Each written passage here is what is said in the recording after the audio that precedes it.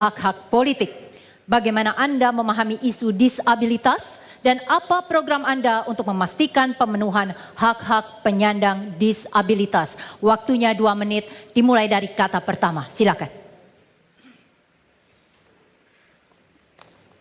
Setelah keluar undang-undang mengenai penyandang disabilitas di tahun 2016, saya melihat bahwa paradigma terhadap kaum disabilitas ini sudah berubah.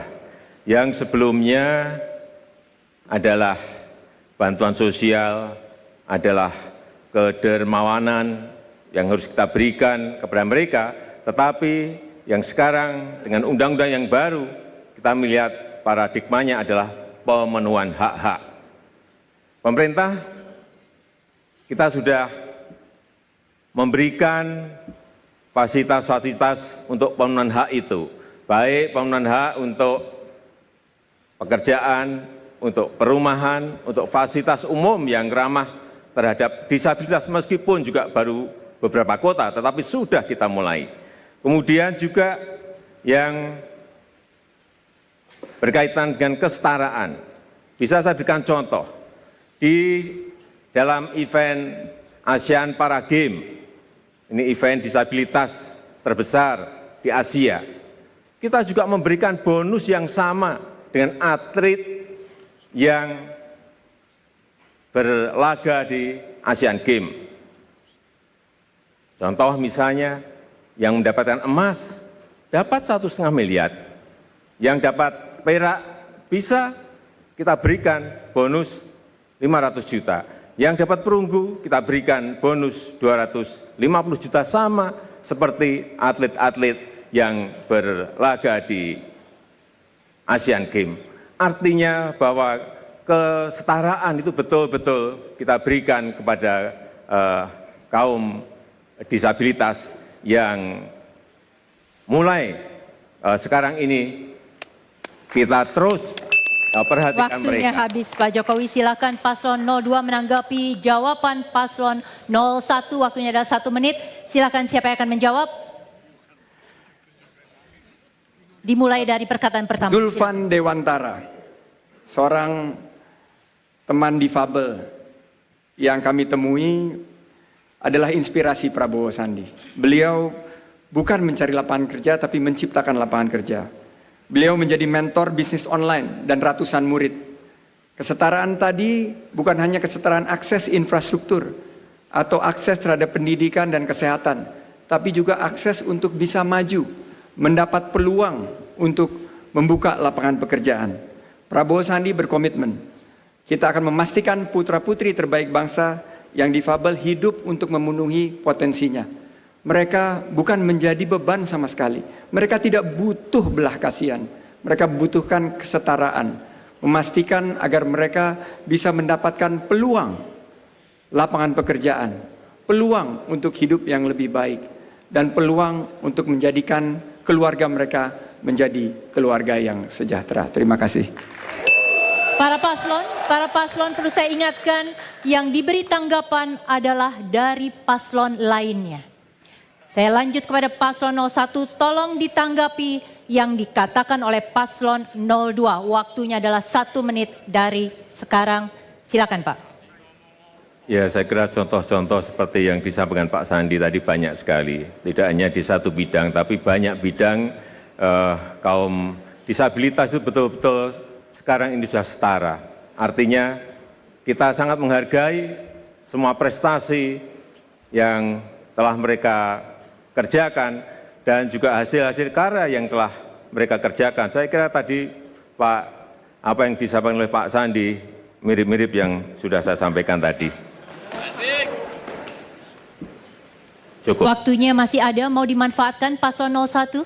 Iya, saya kira yang penting lagi membangun budaya masyarakat untuk memberikan penghormatan kepada kelompok disabilitas, menyamakan perlakuannya baik disabilitas maupun non-disabilitas.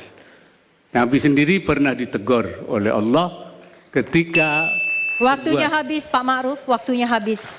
Kita boleh tepuk tangan. Ini adalah selesai tema yang kedua, hak asasi manusia. Dan penonton, pendengar serta warganet, usai jeda kami akan kembali masuk ke dalam segmen perdalaman visi dan misi masing-masing pasangan calon. Namun kali ini di bidang korupsi dan terorisme. Sekali lagi ini adalah debat dan bukan pidato. Adu gagasan, pemikiran dan argumentasi harusnya kita saksikan kembali. Tetaplah bersama kami di debat pertama Capres Cawapres 2019.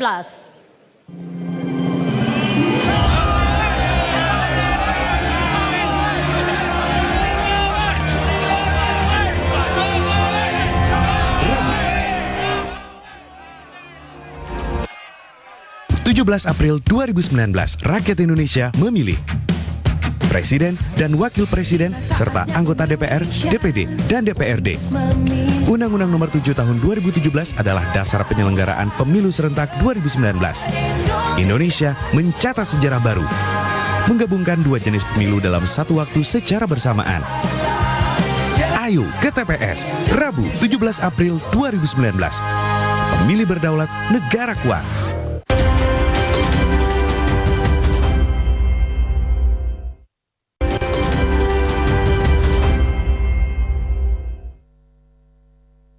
Rabu 17 April 2019, rakyat Indonesia memilih Presiden dan Wakil Presiden serta anggota DPR, DPD, dan DPRD. Undang-Undang Nomor 7 Tahun 2017 adalah dasar penyelenggaraan pemilu serentak 2019. Indonesia mencatat sejarah baru, menggabungkan dua jenis pemilu dalam satu waktu secara bersamaan. Ayo ke TPS, Rabu 7 2019, pemilu negara kuat.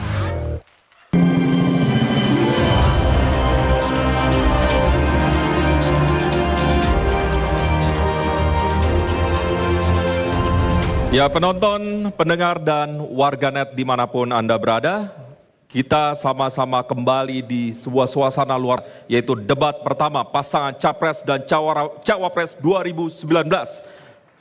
Dan sekarang kita masuki ke tema korupsi dan nepotisme. Korupsi dan nepotisme. Dan peraturannya tetap sama dengan segmen sebelumnya. Dan pertanyaannya, sekali lagi kami mengingatkan, hanya akan kami bacakan sebanyak satu kali. Kami berharap dalam debat kali ini, narasi kuat dan fundamental hadir di tengah ruang publik. Di meja saya sudah ada 5 buah amplop dari huruf A hingga huruf E. Kemudian pilihan akan diambil kembali oleh masing-masing paslon dan akan dibantu oleh Ira Kusno. Ira menuju yang pertama ke pasangan 01. Kami persilakan. Pak Jokowi dan Pak Ma'ruf, silakan siapa yang mau mengambil? Saya ditunjukkan, Pak. Ya. A. Amplop A. Saya langsung ambil amplop A. Ini amplopnya masih tersegel dan saya akan langsung bacakan pertanyaannya.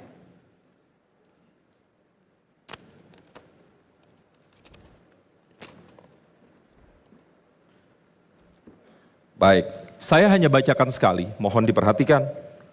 Untuk menduduki jabatan publik, seringkali dibutuhkan biaya yang sangat tinggi.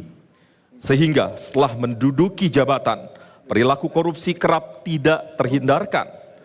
Apa strategi Anda untuk mengatasi politik berbiaya tinggi ini? Waktunya 2 menit dimulai saat Anda berbicara.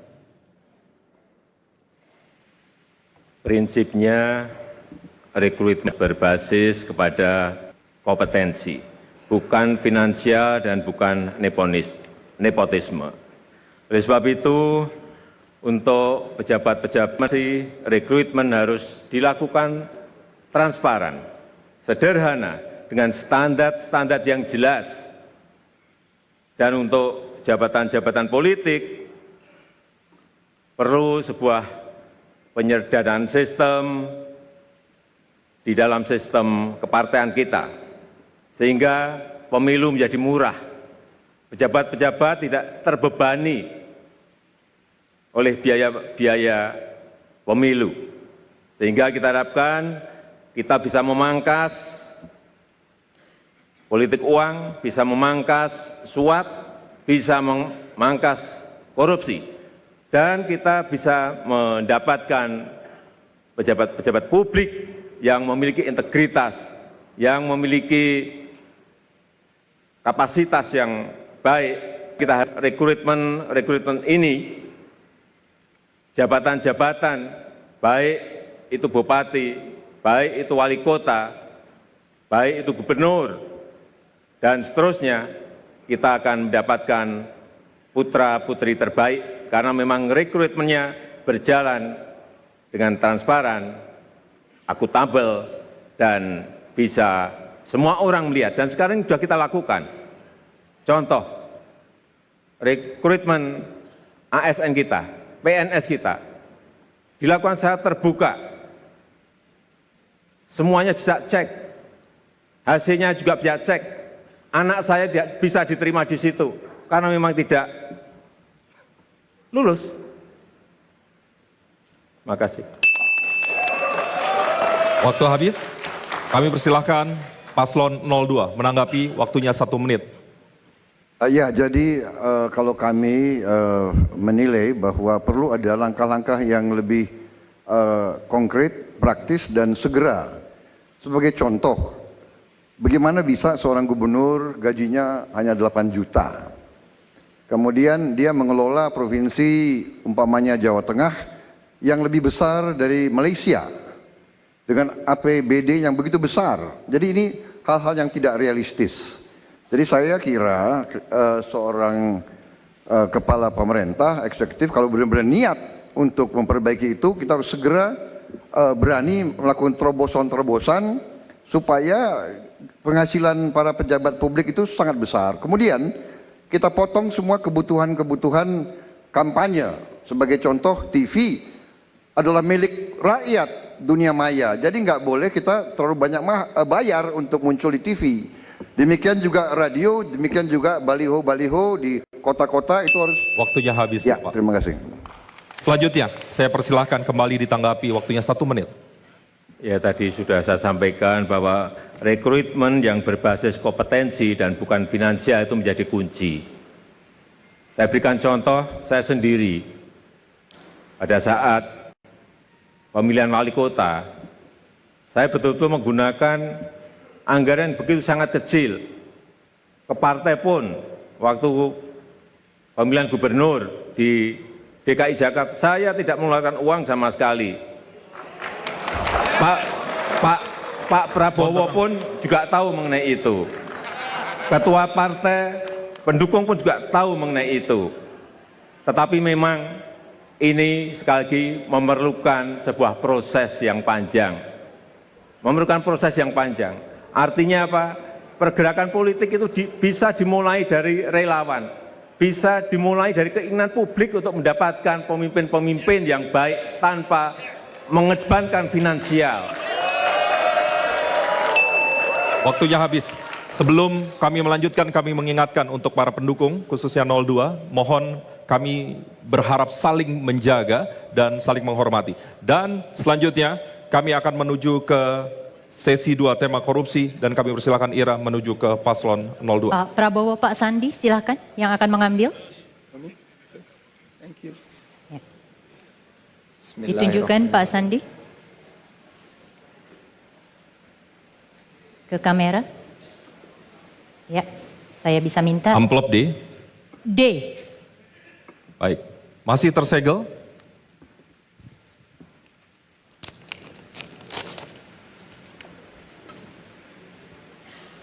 Mohon disimak, saya hanya bacakan 1 kali. Birokrasi merupakan ujung tombak negara untuk memenuhi hak-hak warga, dan pembenahan birokrasi merupakan salah satu upaya untuk memberantas korupsi. Bagaimana langkah-langkah Anda untuk mewujudkan birokrasi yang bebas dari korupsi? Waktunya 2 menit. Berkali-kali saya utarakan di ruang publik, akar masalahnya adalah bahwa penghasilan para pegawai negeri, para birokrat-birokrat itu kurang, tidak realistis. Kalau saya memimpin negara ini, pemerintahan, saya akan perbaiki kualitas hidup semua birokrat dengan realistis. Kemudian bertanya, uangnya dari mana? Saya akan tingkatkan tax ratio yang sekarang berada di 10%, bahkan lebih rendah. Saya akan kembalikan ke minimal 16% tax ratio. Berarti kita akan dapat mungkin minimal 60 miliar dolar lebih. Dengan demikian saya akan perbaiki gaji-gaji semua pejabat birokrat dan semua pegawai negeri. Saya kira dengan kita tingkatkan gajinya dengan signifikan, perbaiki kualitas hidup, jamin kebutuhan-kebutuhan dia. Kalau dia masih korupsi, ya kita harus tindak sekeras-kerasnya. Ya kalau perlu kita contoh tindakan-tindakan drastis negara-negara lain. Kita taruh di mana mungkin ya, di pulau yang terpencil, suruh tambang pasir terus-menerus mungkin. Jadi kita perbaiki penghasilannya. Itu yang kita perlukan. Tidak masuk akal pejabat begitu penting, penghasilannya sedikit. Tetapi sesudah itu kita awasi dengan ketat, dengan segala senjata, instrumen, perangkat yang kita miliki. Inspektorat, pengawas-pengawas, tadi saya sebut kejaksaan, polisi, KPK. Kami akan perkuat KPK. Kami akan bikin KPK di daerah-daerah, di provinsi-provinsi. Kami akan tambah anggaran KPK. KPK harus menjadi penegak anti korupsi di Republik Indonesia ini. Masih ada waktunya. Benahi pencatatan aset negara. Penting. Selanjutnya, kami persilahkan Paslon 01 untuk menanggapi, waktunya 1 menit. Saya tidak setuju apa yang tadi disampaikan oleh Pak Prabowo. Karena kita tahu gaji ASN kita, PNS kita sekarang ini menurut saya sudah cukup dengan tambahan tunjangan kinerja yang sudah besar. Yang penting menurut saya sekarang adalah perampingan birokrasi. Kemudian ada merit system, rekrutmen putra-putri terbaik melalui merit system, mutasi dan promosi sesuai dengan kompetensi, sesuai dengan integritas, sesuai dengan prestasi, sesuai dengan rekam jejak. Kemudian yang kedua juga ada pengawasan internal yang kuat. Ini penting sekali pengawasan internal dan juga tentu saja pengawasan eksternal, baik dari masyarakat, baik dari media, saya kira ini penting sekali, baik dari Komisi ASN, penting sekali pengawasan internal ini bagi perbaikan untuk birokrasi yang bersih. Terima kasih. Selanjutnya kami persilahkan kembali untuk Paslon 02 memberikan tanggapan. Ya, saya kira terus masalahnya yang saya lihat, saya pelajari dari kasus banyak negara adalah tadi walaupun ada tunjangan, ada macam-macam yang disebut untuk kinerja, tapi tetap ada ketakutan para birokrat akan masa depan mereka. Jadi disitulah terjadi sikap ragu-ragu dan sikap tidak kuat mendapat godaan tawaran-tawaran dari swasta untuk bertindak di luar kepentingan rakyat, kepentingan umum. Ya, dengan membenahi pencatatan aset negara, saya pengalaman waktu di DKI bahwa kita bisa mendapatkan predikat wajar tanpa pengecualian. Itu digunakan dengan memotivasi para ASN menggunakan teknologi informasi. Kalau kita sudah tahu aset kita, mungkin akan lebih sulit untuk dikorupsi ke depan. Waktunya habis. Demikian tadi untuk tema korupsi telah selesai dan kita segera beralih ke tema terorisme. Ira. Baik, kita akan masuk ke tema terorisme. Imam akan membereskan amplop. Saya akan maju ke Paslon 01 untuk memilih kembali huruf yang harus dijawab pertanyaannya. Kita tunggu sebentar supaya Imam bisa selesai dengan susunan amplop. Kita siap, silahkan Pak Jokowi atau Pak Ma'ruf? Ya. Pak Ma'ruf. Saya ditunjukkan dulu Pak.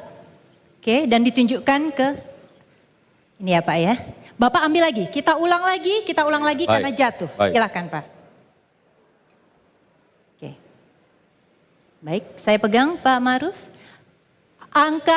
Maksud saya huruf yang sama yaitu adalah B. P. Huruf B. Saya ambil, masih tersegel.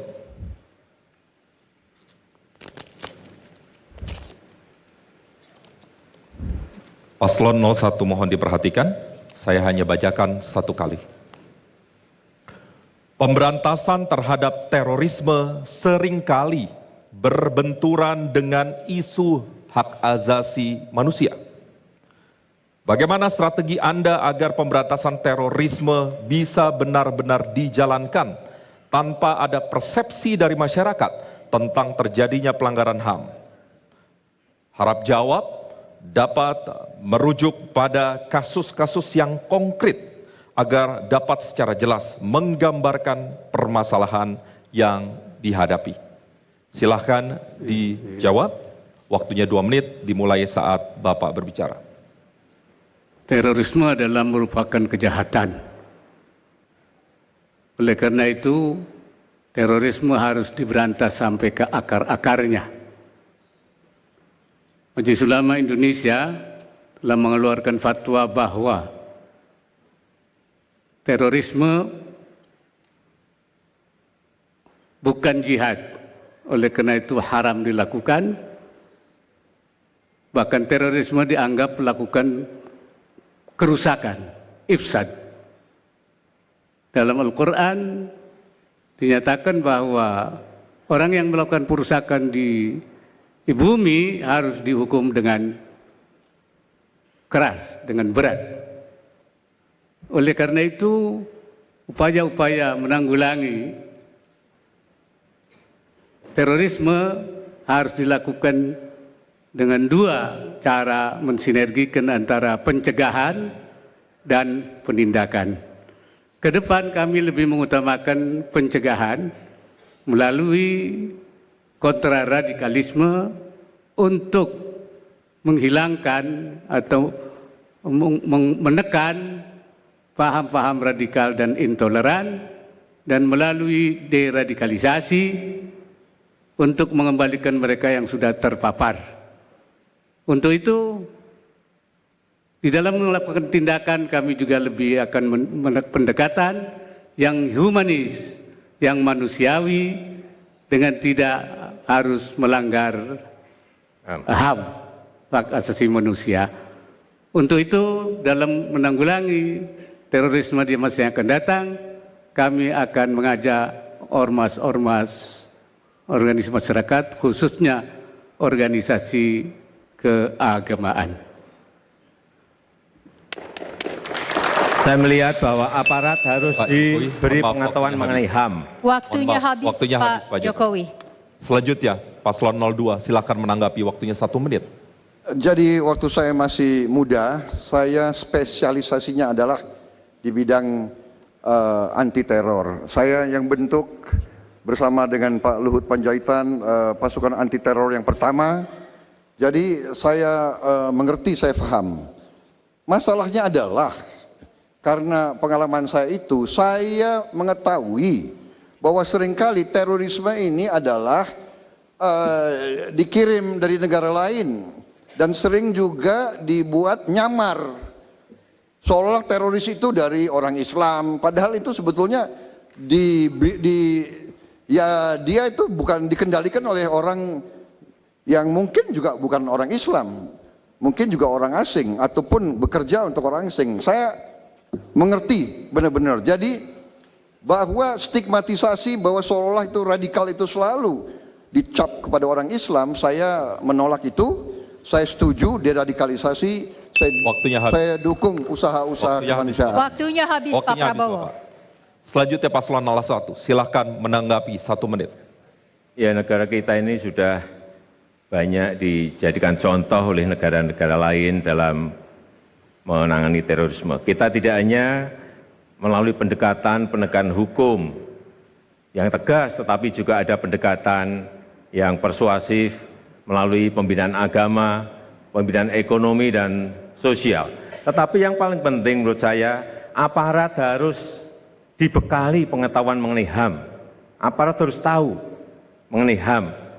SOP juga harus berbasis HAM. Dan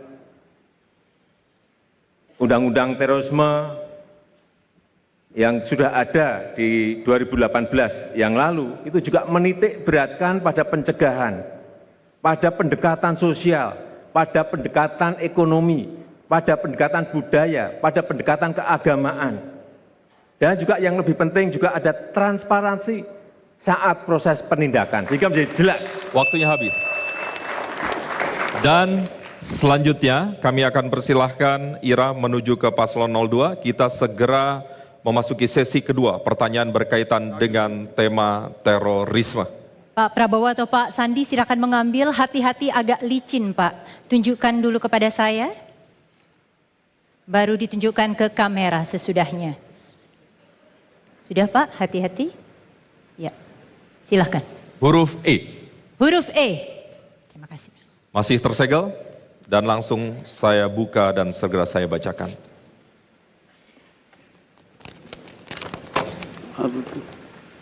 Kami ingatkan, saya hanya membacanya satu kali. Iya. Terorisme dan radikalisme semakin karena itu dibutuhkan langkah pencegahan dan deradikalisasi.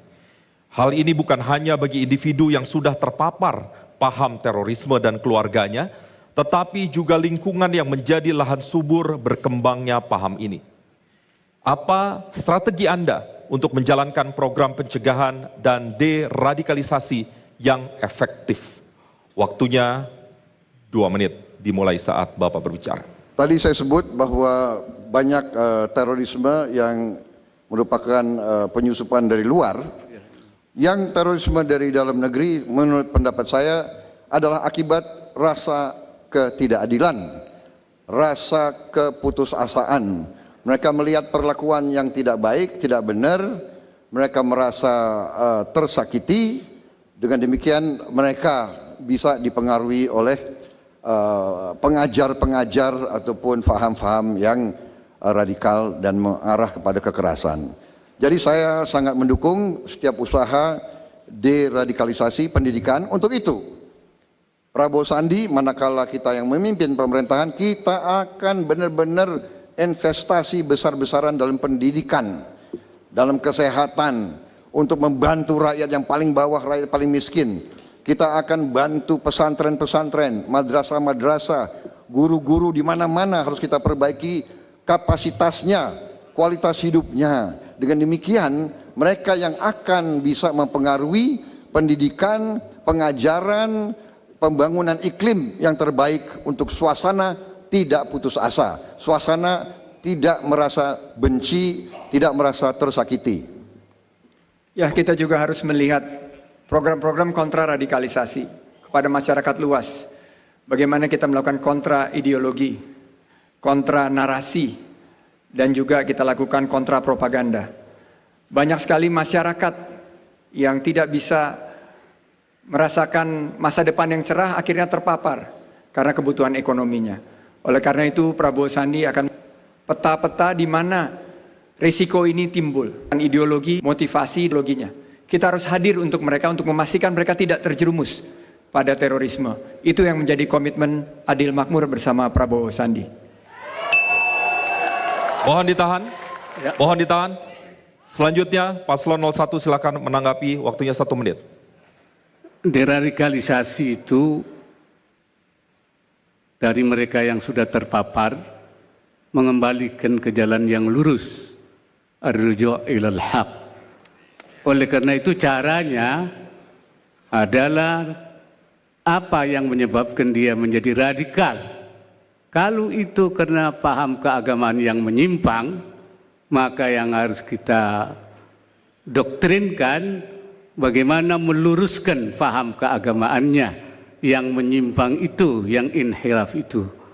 Tetapi kalau itu disebabkan oleh faktor-faktor ekonomi, sosial, maka pendekatannya adalah melalui pemberian lapangan kerja dan juga santunan yang bisa mengembalikan mereka kepada jalan yang lurus. Saya kira ini yang harus kita kaji betul, kenapa dia menjadi radikal.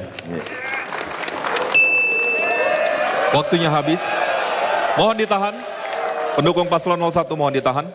Paslon 02, kami persilakan untuk menanggapi kembali. Waktunya 1 menit. Iya, tadi sudah kita singgung ya, sebab musabab terorisme, dan untuk itu Indonesia negara kita harus kuat. Kita harus kuat, dan tadi kita harus swasembada pangan, tidak boleh tergantung bangsa lain, energi, air, lembaga kuat, dan angkatan perang kita harus kuat, polisi kita harus kuat, intelligence kita harus kuat, kita harus bisa mendeteksi sebelum terjadi terorisme. Ya, jangan menunggu. Ini perlu investasi. Ini perlu, saya merasa bahwa ya ini bukan salah siapa-siapa, mungkin kelengahan banyak pemerintah, tetapi saya akan meningkatkan investasi di bidang polisi, intelligence, dan angkatan bersenjata. Angkatan perang kita harus kita perkuat supaya kita bisa tahan, kita bisa mendahului. Waktunya Cegah habis, terorisme. Pak Prabowo. Waktunya habis. Ini dia segmen yang luar biasa. Boleh kita berikan tepuk tangan yang paling meriah untuk segmen ini. Penonton, pendengar, dan warganet, usai jeda kami akan masuk ke segmen debat pasangan kandidat yang akan kembali mengambil tema hukum dan HAM. Namun bedanya pertanyaan ini datang dari masing-masing pasangan calon. Tetaplah bersama kami di debat pertama Capres dan Cawapres 2019.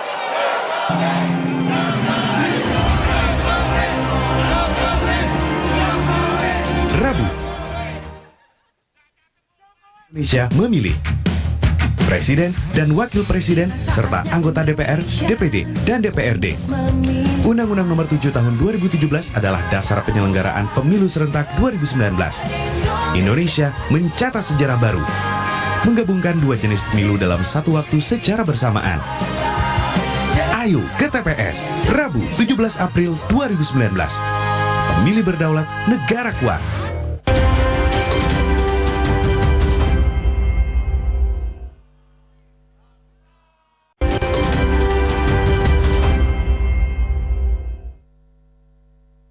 Rabu 17 April 2019, rakyat Indonesia memilih Presiden dan Wakil Presiden serta anggota DPR, DPD, dan DPRD.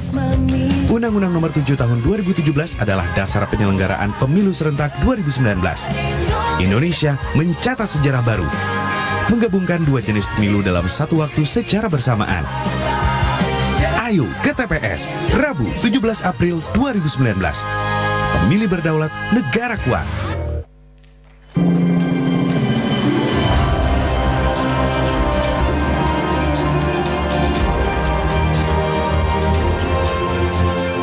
Selamat malam untuk Anda yang baru bergabung bersama kami. Inilah debat pertama Capres dan Cawapres Pemilu 2019. Dalam dua segmen berikutnya, setiap paslon akan memberikan satu pertanyaan kepada paslon lainnya. Jika pada segmen-segmen sebelumnya pertanyaan disusun oleh para panelis, kali ini gagasan murni berasal dari para paslon. Jadi mestinya tidak ada kisi-kisi, tidak ada pertanyaan terbuka.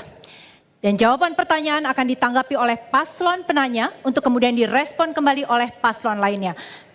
Kami ingatkan kepada para paslon yang direspon adalah apa yang disampaikan oleh paslon lainnya. Mari kita berharap diskusi malam hari ini akan bernas, akan kuat dan sangat fundamental untuk publik kita. Dan untuk segmen ini akan dimulai dari tema hukum dan hak asasi manusia atau HAM. Sesuai dengan hasil pengundian yang telah dilakukan sebelumnya, kesempatan pertama akan diberikan kepada paslon 01 untuk bertanya. Kemudian kami segera persilahkan Anda untuk segera bertanya kepada paslon 02. Waktunya 2 menit dimulai.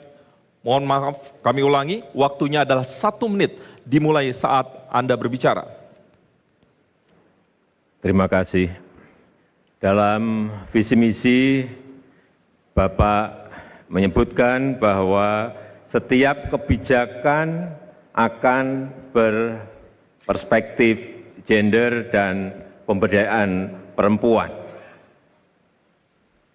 Akan memprioritaskan pemberdayaan perempuan. Tapi saya melihat dalam struktur pengurusan partai yang Bapak pimpin, jabatan-jabatan strategis seperti Ketua Umum, Ketua Dewan Pembina, Ketua Dewan Penasehat, Ketua Dewan Pakar, Ketua Harian, Wakil Ketua Harian, Sekjen, Bendahara, semuanya laki-laki. Bagaimana Bapak menjawab inkonsistensi ini? Waktu bertanya masih ada, Paslon 01. Ini Bapak. Apakah cukup? Baik, bila cukup saya akan segera persilahkan Paslon 02 menjawab pertanyaan dari Paslon 01 dan waktu menjawabnya 2 menit dimulai saat Bapak berbicara. Baik, saya ingin jelaskan partai kami adalah partai muda, partai baru. Kami baru berdiri kurang lebih 10 tahun dan pada saat penyusunan tentunya kita memilih dan menunjuk siapa yang paling pertama dan paling mau untuk muncul. Tetapi benar yang Bapak sebut, tapi yang di eselon-eselon sebagai contoh wakil ketua umum, saya kira cukup. Kita punya wakil ketua umum Ibu Rahmawati Soekarno Putri, ya, beliau bertanggung jawab untuk ideologi. Kita juga punya beberapa wakil ketua umum lainnya. Kemudian kita punya sayap partai yang namanya Perempuan Indonesia Raya, dan kita punya susunan caleg saya kira mungkin terbanyak dari seluruh partai, Pak.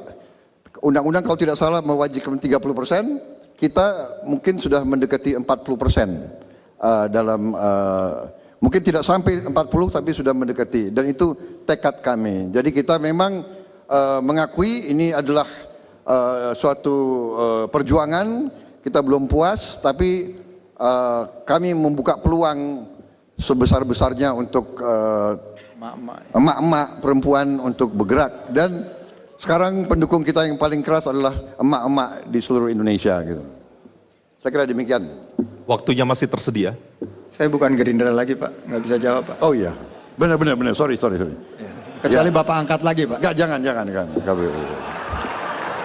Cukup? Cukup. Selanjutnya saya akan persilahkan Paslon 01 untuk menanggapi jawaban dari Paslon 02. Waktunya 1 menit. Ya sebetulnya saya tidak harus menjawab lagi karena Pak Prabowo sudah mengakui. Tetapi bahwa apa yang sudah diakui tadi, kalau saya boleh membandingkan, mohon maaf. Misalnya di kabinet saya, saat saya membentuk kabinet, ada 9 menteri perempuan yang menempati tempat-tempat strategis. Misalnya Menlu itu adalah menteri luar negeri pertama.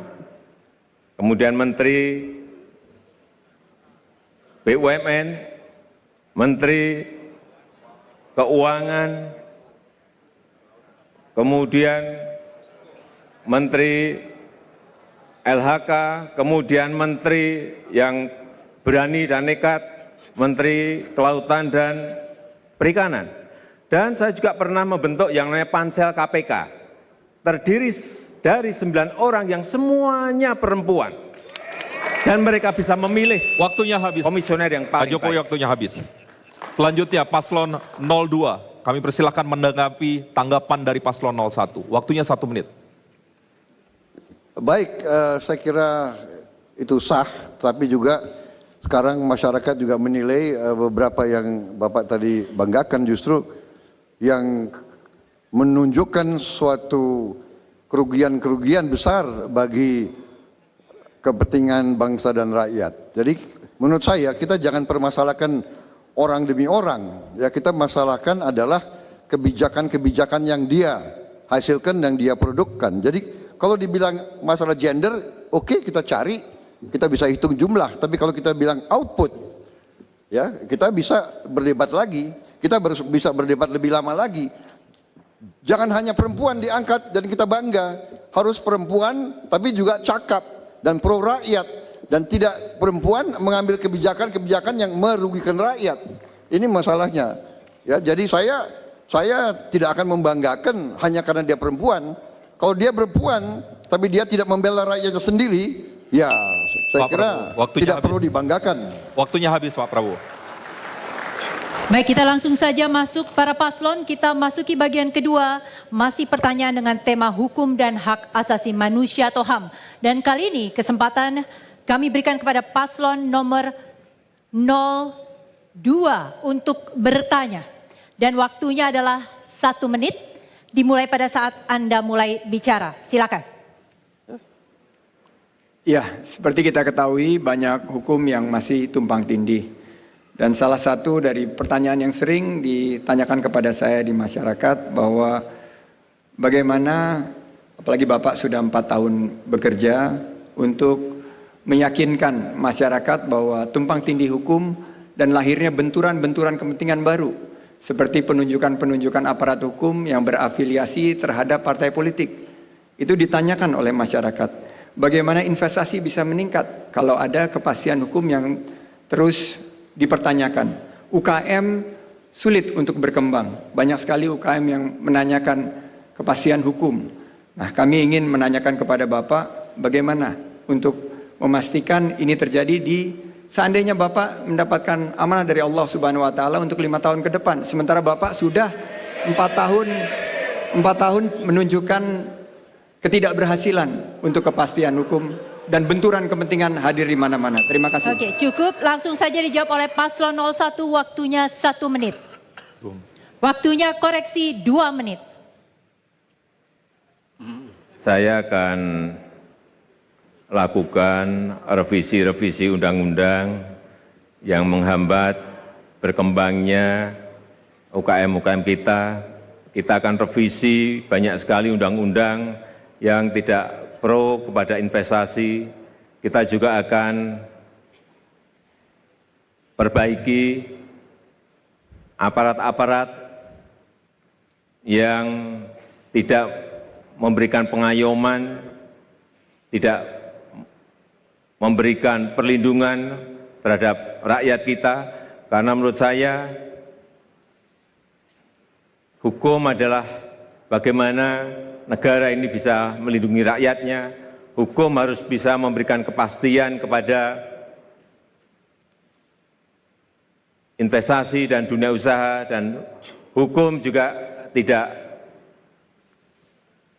tebang pilih, dan hukum betul-betul bisa memberikan rasa tentram, rasa nyaman kepada seluruh rakyat Indonesia. Pak Kiai, saya persilakan untuk menambahkan. Program kami ke depan adalah melanjutkan reformasi di bidang hukum secara total. Salah satunya adalah penataan regulasi.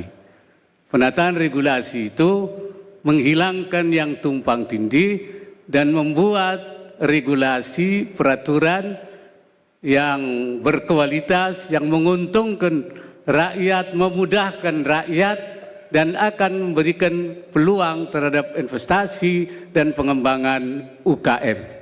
Saya kira itu. Cukup, waktunya masih ada? Cukup. Cukup, langsung saja paslon 02 memberikan tanggapan. Kita tahan untuk pendukung 01 memberikan tanggapan atas apa yang disampaikan oleh 02. Waktunya adalah 1 menit. Jadi yang kita permasalahkan adalah bagaimana yang Bapak sebut tadi, ya Pak Presiden Jokowi tadi sebut aparat-aparat yang tidak mengayomi dan sebagainya. Sekarang masalah yang kita ingin tanya itu bagaimana? Karena Bapak sudah memimpin selama 4 tahun.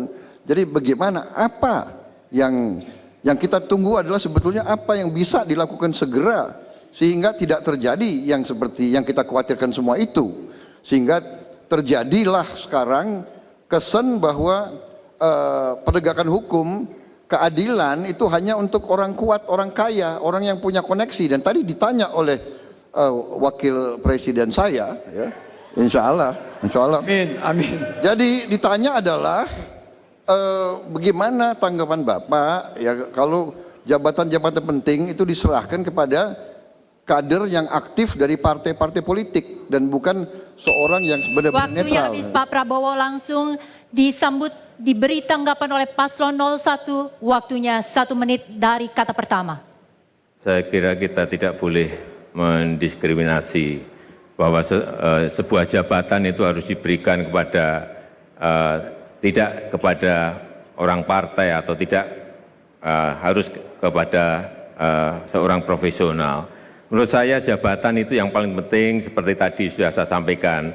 Ada sebuah merit system, ada sebuah proses rekrutmen yang betul, proses rekrutmen yang transparan, proses rekrutmen yang mengacu pada kompetensi, kepada integritas, kepada kapasitas. Banyak kok aparat hukum yang berasal dari partai yang dalam memimpin juga sangat baik dan legendaris, misalnya Pak Baharudin Lopa, itu dari P3, nyatanya memimpin kejaksaan juga bisa sangat baik. Kenapa harus dibedakan ini yang partai, ini yang non-partai? Saya kira sama saja buat saya. Yang paling penting proses rekrutmennya benar. Waktunya habis Pak Jokowi. Kita tepuk tangan untuk segmen ini. Silakan pendukung 0201 dan tema hukum dan HAM sudah selesai dibahas di segmen ini. Ya, penonton, pendengar, dan juga warganet, usai jeda pariwara kami akan segera kembali dan masuki sesi debat pasangan kandidat untuk tema korupsi dan terorisme. Dan tetaplah bersama kami di debat pertama Capres dan Cawapres 2019.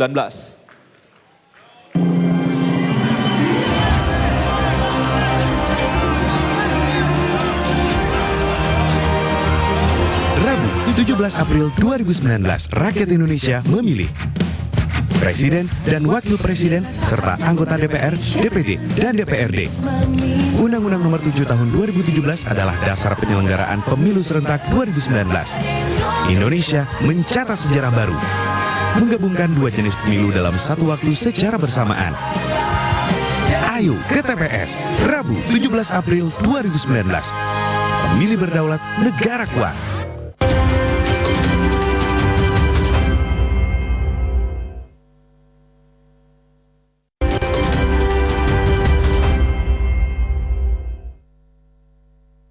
Rabu, 17 April 2019, rakyat Indonesia memilih Presiden dan Wakil Presiden serta anggota DPR, DPD, dan DPRD. Undang-Undang Nomor 7 Tahun 2017 adalah dasar penyelenggaraan pemilu serentak 2019. Indonesia mencatat sejarah baru, menggabungkan dua jenis pemilu dalam satu waktu secara bersamaan. Ayo ke TPS, Rabu 17 April 2019. Pemilih berdaulat, negara kuat.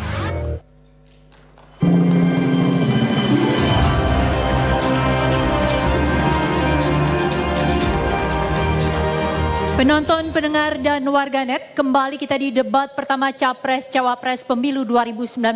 Dan kita akan lanjutkan sesi debat dan saling bertanya antar kandidat. Seperti sebelumnya, gagasan pertanyaan di segmen ini murni berasal dari para paslon, tidak ada kisi-kisi. Paslon akan memberikan satu pertanyaan